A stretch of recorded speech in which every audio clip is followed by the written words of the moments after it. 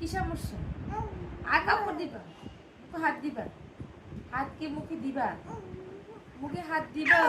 ওরে বাবা রে, মুখে বলে হাত দিবি, মুখে হাত দিলে হাত তিমি দেমনে মাই দিবি, হাত তিমি দে মাই দিবি, হাত দিবি।